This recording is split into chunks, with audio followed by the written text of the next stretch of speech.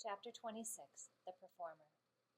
Up in the sprawling oak the goose egg was peeping and wobbling around its nest. "Mamma, mamma," said the egg. "I am not your mother," said the robot. The egg continued peeping and wobbling until nightfall, when the gosling inside settled down to sleep and the egg became quiet and still. The robot was about to settle into her own kind of sleep when she heard something in the underbrush below. Roz peered down from the branches and saw weeds rustling in the moonlight. A creature was crawling past, but the creature stayed low, hiding in the darkest shadows, so that Roz couldn't see who it was. Roz wasn't the only one watching. A pair of furry ears rose up behind a log. The ears belonged to a very hungry badger. He lay in wait as the shadowy creature came closer and closer, and when the time was right, the badger pounced. You might expect a creature under attack to run for her life, or to defend herself, or at the very least to scream. But the badger pounced. This creature just rolled onto her back, stuck out her tongue, and died. Not only was she dead, she was rotten, and the badger's face twisted with disgust. Ugh, what a stench! He pawed at the stinky corpse a few times and then gave up. "No thanks," he grumbled to himself. "I'd rather eat beetles." And the badger hurried off to find a less disgusting meal. Had that mysterious creature been frightened to death? And how could her body possibly rot so quickly? Roz was confused, and the robot became considerably more confused an hour later, when the dead creature's ears began to flicker, her nose began to twitch, and she rolled onto her feet and went on her way as if nothing had happened. The robot's voice called down from the tree. "Are you alive or are you dead?" The creature's voice hissed up from the shadows. "Who's there? Why have you been watching me?" "What you did was unbelievable," said Roz. "I could not look away." "Unbelievable? Really?" The creature's voice seemed to be softening. "I thought perhaps I overdid it when I stuck out my tongue." "I was certain you were dead." "Oh, what a lovely thing to say." "Were you dead?" "Well, of course not. Nobody can actually come back from the dead. It was just an act." "I do not understand." "It's simple. I knew that if I played dead and really laid it on thick, that old badger would be so disgusted that he'd run off. And that is exactly what happened. We opossums are natural performers, you know." "So you are an opossum." Roz's computer brain quickly retrieved any information it had on opossums.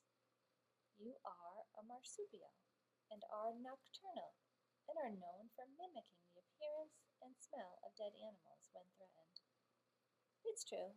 Death scenes are my specialty," said the opossum. "But I have a wide dramatic range, believe me." "I believe you." "Have you done any acting?" said the opossum. "I have not," said the robot. "Well, you should. You might enjoy it.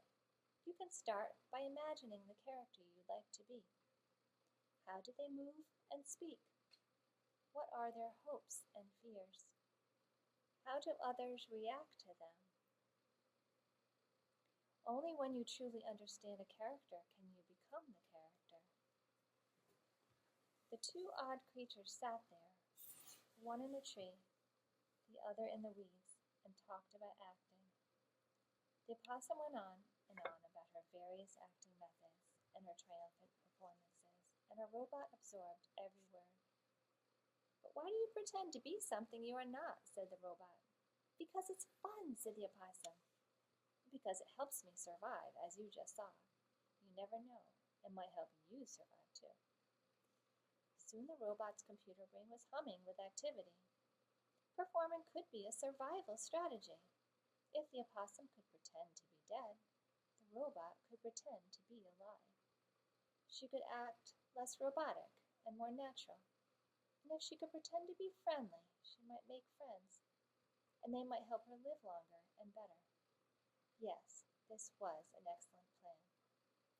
Roz wasted no time and spoke her next words in the friendliest voice she could muster. "Madame Marsupial, it would be a great honor and absolute privilege if you would kindly inform me of your name." Roz's friendly demeanor needed some work, but it was a start. Yes, of course, said the opossum. My name is Pinktail. And you are?